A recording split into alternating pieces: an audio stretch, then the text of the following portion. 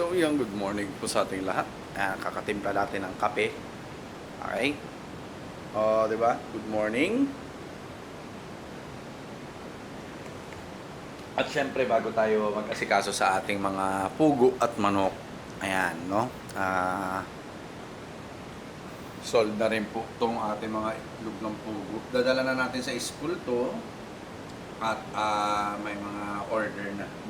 May mga order na po niyan, no? At yun, may mga nakuha pa tayong itlog, 8 yata, no? So yun, bukas wala pong pasok dahil anong tawag rito? Holiday, no? Holiday po bukas. So ang tendency po niyan, mangyayari niyan bukas na natin lilinisan tong ilalim nitong mga to, no? Ilalim niya mga yan para at least mabawasan po yung mga tawag rito, mga amoy dito sa ating no? Ayan.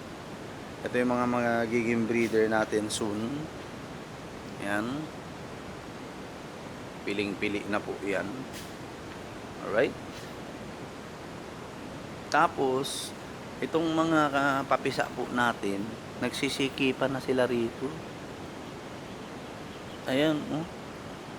Kailangan na to, mailipat na yung iba po dyan. Titingnan natin. Hindi ko pa po kasi na-testing talaga yung mga pugo kung nag-aaway-aaway ba yung mga mas bata at mas matatanda, no? Ayan, okay? So, di pa tayo nakapag-asikaso talaga, no?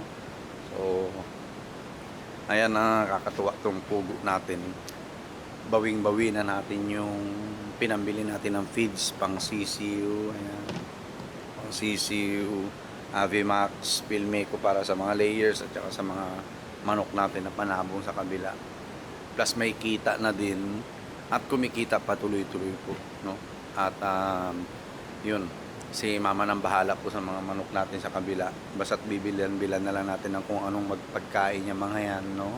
At focus po tayo dito sa ating whale breeding and propagation. Yan, no? So bukas wala tayong sasayanging oras, no? At o-order na rin po ako ng buhangin para at least mapatabunan na natin yan, no? Mapatabunan na natin yung growing pen 1 to 4, yung fly pen natin kasi baka mamaya magamit din natin to. At saka ito, patatabunan ko na rin po to, itong ilalim nito para at least dumami yung buhangin at saka madagdagan, no? Madagdagan po. Alright. So ito bukas, baka paghihiwa-hiwalayin na natin to mga to. Tetestingin na natin yan na isama dito sa ating mga mature pugo. Ayan, no? Okay. So, yun.